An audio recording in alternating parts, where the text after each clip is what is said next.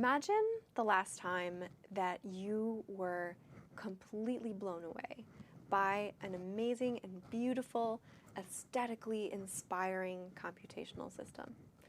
It was magical, right?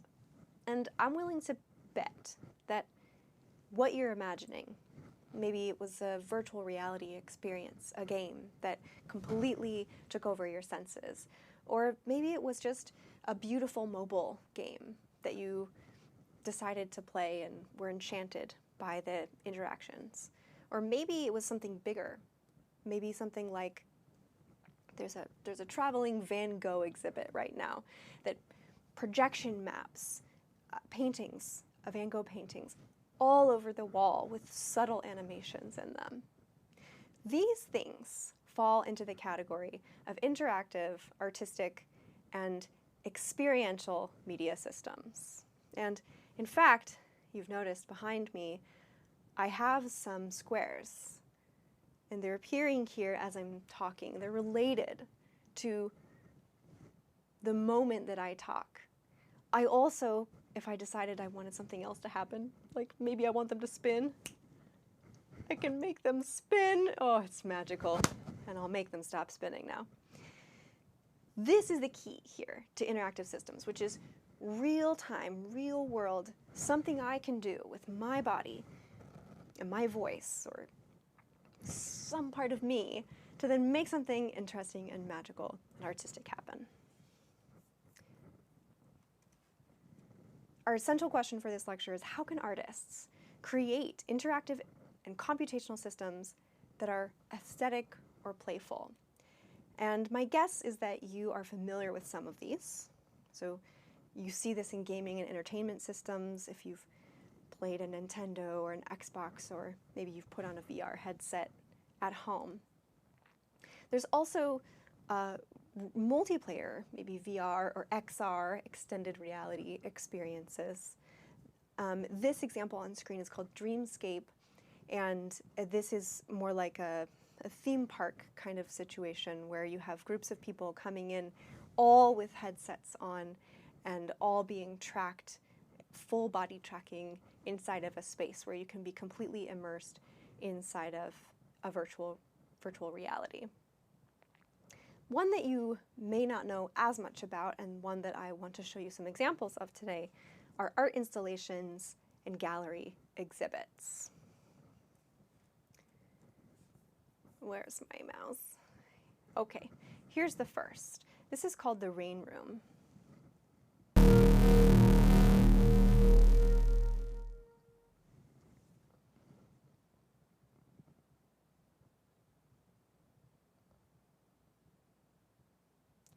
This was a traveling exhibit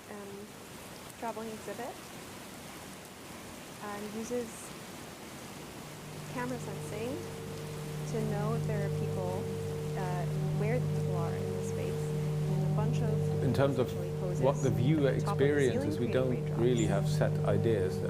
I think that's the whole point of.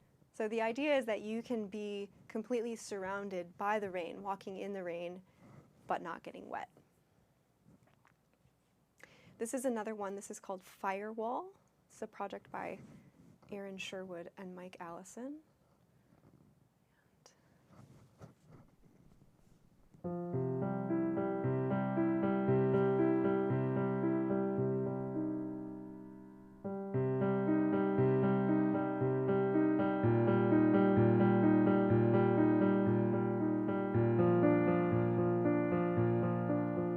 I just love listening to this. So actually what you're seeing is a stretched piece of spandex with a projection onto the back of it, and people can come up and play this instrument, this spandex, by pushing on the spandex.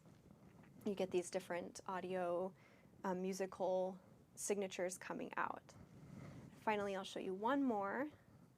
Also, whoops, it's over here on my slides. This is called The Wooden Mirror by Daniel Rosen.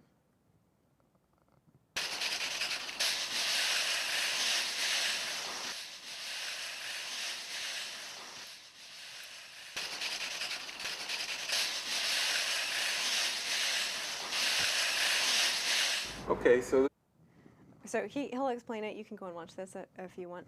But what's happening here is there's a camera that's tracking people in front of this mirror made of wooden blocks, and there's lights that shine onto it a certain angle.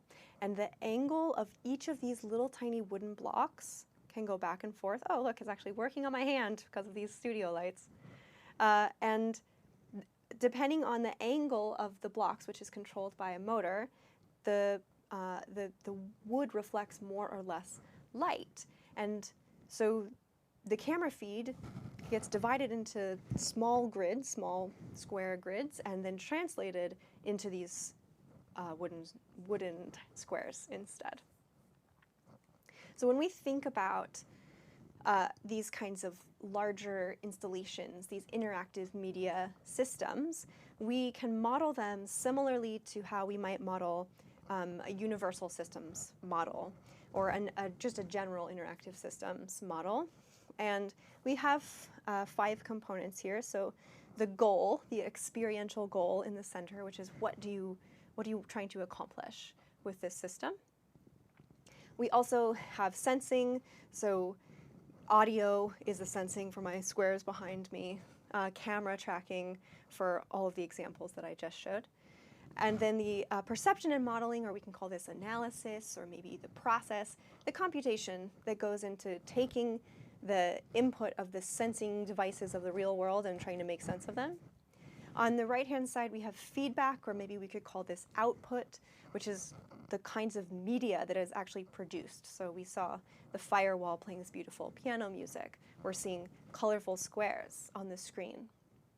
And then finally, physical world and human activity, or we might also call this part observing what's happening to the physical world and the human activity, and also changing it, so that if we're playing with a system, we're getting some sort of feedback, we're seeing things in virtual reality, and we're changing how we behave, how we are playing in the system based on the kind of feedback that we're getting. And hopefully, this is all serving the actual goal of the system.